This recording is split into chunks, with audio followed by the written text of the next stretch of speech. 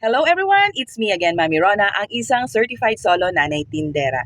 Ngayon nga po ay January 1, 2025. Binabati ko po kayong lahat ng Happy New Year! Kumusta po ang pagsalubong nyo sa bagong taon? So, ang 2024 man ay marami tayong pinagdaanan, no? Sana po ito ay magsilbi na aral sa pagharap natin ngayong taon na 2025. Nung mga nakaraan nga po, wala akong nagawang video dahil talagang sobrang busy si Mami Rona. Yan po talaga ang buhay ng isang solong nanay, no? Hindi ko naman masasabing solo ko sa buhay dahil meron po akong katuwa nga, ang aking nanay. Pero talagang mula pa nung bago sumapit pa ang December, ang Pasko, no? December 25 ay talaga namang naging busy tayo. Syempre, nandiyan na po talaga yung inuna ko na dumiskarte kung paano makapag-restock ng mga paninda. Lalong-lalo na nga po na yung December 25 or before mag-December 25 ay talagang magiging busy, no, ang mga ating mga suki doon. Syempre marami pong mga pangangailangan. Syempre ginawa natin ng paraan na supply natin doon sa ating mga suki ang kanila mga pangangailangan, no. After nga po ng 12-12, syempre naging busy ako sa pagdi-display. Then after noon nga po nagkaroon ng mga Christmas party yung mga bata. So talagang Siyempre iniisip ko po na asikasuhin yung aking mga anak at the same time po kailangan ko pong maghanap buhay. So talagang hindi na ako nakagawa ng video noon. Kahit meron akong ini-edit sana pero hindi ko na po na-i-post dahil kulang na sa oras at wala na rin, gusto ko na rin pong magpahinga. So yun po yung, pero pasalamat pa rin sa Diyos. Ano po, dahil yun po ay blessing sa atin. Yung bawat pagod na tinitiis natin ay blessing sa atin. Yung pagtitindahan nga po, pagod, puyat din ang isa sa mga puhunan. Syempre yung pagtsatsaga at syempre diskarte. Kung hindi po tayo magtsatsaga, hindi tayo didiskarte, hindi tayo mapapagod, hindi po talaga tayo kikita. Lalong-lalo na nga po, ito nga po ang ating source of income. At syempre wala namang iba at syempre may mga pinapaaral pa tayong anak. So, bawat pagod, pinapasalamat ko sa Panginoon. At least meron akong chance na mapagod para masustentuhan ko yung pangangailangan ng aking mga anak. At syempre nga po, dahil nga po sa January 1, ayan po, nag-open ako ng 6:30 ng umaga pero wala pa pong nabili. Ayan, medyo tulog pa nga yung ating mga suki pero kahit na nga po ganun, pinilit kong magbukas ng maaga. Actually, 6:30 na rin ako nakapagbukas. Natulog ako is 1:30 na. So, ilang oras lang din yung tulog ko. Pero okay lang naman din yun dahil nagbakasakali lang ako kagabi na may mga bumili pa after no magkaroon ng mga fireworks. At syempre, i-share ko lang din po sa inyo. Ako po ay nagkaroon na kagabi ng Buena Mano. So ayan po, ito pong tatlong nasa ampaw na to. Ito po yung aking Buena Mano kagabi.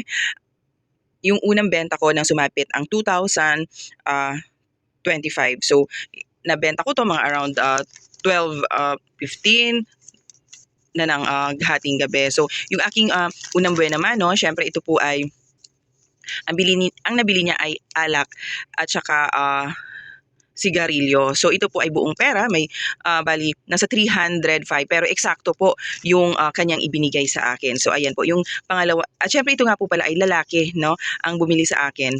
Tapos na medyo may edad na siguro mga nasa magta-30 na rin ganon. Tapos syempre ito naman pong pangalawang bumili sa akin ay lalaki din po. Ito naman po ay barya. So, ayan, barya siya. Nagsukli ako dito siguro mga 3 pesos lang. So, ayan po. Ang binili niya naman po ay sigarilyo. Ang edad niya ay nasa around mga siguro mga 40s na rin. So, at saka, syempre, lalaki din. Ito po, ang binili naman din po niya ay sigarilyo din. No? So, lalaki din around mga nasa 40s to 50s din. So lahat lalaki yung aking naging buena mano. At saka syempre yung kanilang edad ay hindi po nagkakalayo. So sana no maging swerte sila sa aking tindahan sa pagpasok po ng 2025. Syempre po kasamahan pa rin po ng dasal. Syempre at saka yung pagtitiwala sa Panginoon nang humingi ng gabay at patnubay sa araw-araw na gabayan po dito sa ating negosyo. So yun lang naman din po ang pinakamahalaga, ang magdasal, magpasalamat sa Panginoon sa lahat ng biyaya na natatanggap natin. Ako dito na lang ako nagkape sa tindahan para kahit papaano pag may bumili ay mabentahan. At saka syempre ayan po kape at saka yung natirang cake na handa namin kagabi. Ayan po sa ang aking Santo Niño. May bago pong nalagyan ko na siya ng sampagita. So, ayan po. Check, it's already 6:51 na po ng umaga at syempre, ngayon pa nga po ay nagkaroon ako ng unang benta. Ayan po, yung aking unang benta ay binatang lalaki. So, ayan, barya yung kanyang ibinayad sa akin at hindi po ako nagsukli. So, sana po ipinagdadasal ko na sana ito nga po ay magsilbing inspirasyon po sa aking pagtitindahan. Ayan po, ilalagay ko na rin po siya sa ampaw at ito po ay itatago ko.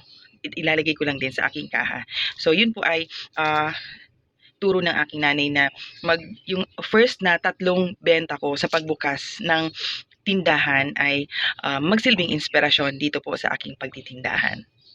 Time check, it's already 7:02 na po ng umaga at syempre nagkaroon na po ako ng pangalawang benta. So ang nabenta ko po ay pangalawang benta ko ito at saka ang kanyang binili ay sigarilyo at saka candy. So nagsukli naman po ako dito pero konti lang po. Ayan, so magsisilbi pa rin inspirasyon to dito sa aking pagtitindahan.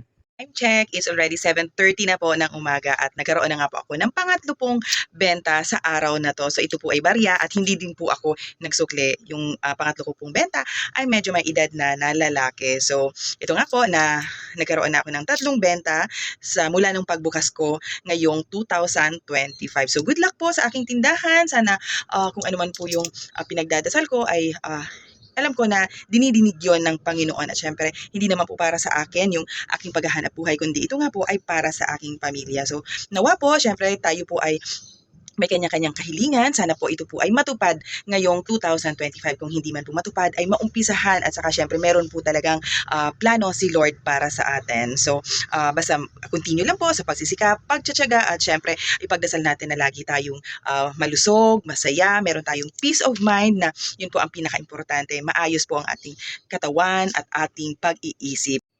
Yun nga pong aking pagtatabi ng aking mga unang benta, no? Yung unang benta ko ng pagpasok ng 2025 at syempre po yung aking unang benta rin ng pagbukas ko dito sa aking tindahan ng 2025. Ito lang din po ay magsisilbing inspirasyon sa atin. Siguro sa iba po, masasabi din natin pangpaswerte. Pero ito po ay tinitingnan ko as magsisilbing inspirasyon po dito sa aking pagtitindahan. Syempre po ang kailangan lang din po ay syempre yung pagtsatsaga pa rin, pagsisikap, tamang diskarte at maraming salamat po sa panonood. Sana po nagustuhan nyo. At syempre ako po ay binabati ko kayo ng Happy New Year. Happy 2025. Nawa po ang pagpasok ng 2025 ay maging magaan po sa ating buhay. At ito po ay matupad natin po ang ating mga pangarap, malagpasan natin ang mga challenges at syempre po napakahalaga po ang magkaroon tayo lagi ng good health at saka syempre po yung right way of thinking. Basta lahat po ng ating pangarap, itaas lang po natin sa Panginoon. Ito po ay ibibigay sa atin sa tamang panahon at syempre po sa tamang pagkakataon. Huwag lang po tayong mawalan ng pag-asa. Ano po at syempre yung pananalig po natin ay ating pong pagtibayan. At syempre sa lahat po, syempre maging mabuti po tayo sa ating kapwa dahil nga po ang Panginoon ay nasa mukha ng bawat isa sa atin. So pag hindi po tayo gumawa ng maganda sa ating kapwa, ito po ibig sabihin ay hindi din po tayo gumagawa ng maganda sa Panginoon. So lahat po ng to ay bigay lang sa atin. So ipagpasalamat natin. Ito po ay blessing from God. Hindi po lahat nabibigyan ng pagkakataon or meron po tayong kanya-kanyang sitwasyon. So ipagpasalamat natin lahat ng blessing kung meron man po tayong pinagdadaanan. Minsan po ito po ay nagsisilbing blessing in disguise. So wag lang po tayo mawawala ng pag-asa. Dasal, syempre pagtibayin natin ang ating pananalig at syempre maging mabuti po tayo sa ating kapwa. Maraming salamat po sa panonood. Sana po nagustuhan nyo ang aking na-share na ito. Kung sakali po na nagustuhan nyo, paki-like naman po ang aking video at syempre po paki-subscribe po sa aking YouTube channel, ang Solo Nanay Tindera. Maraming salamat po. God bless everyone.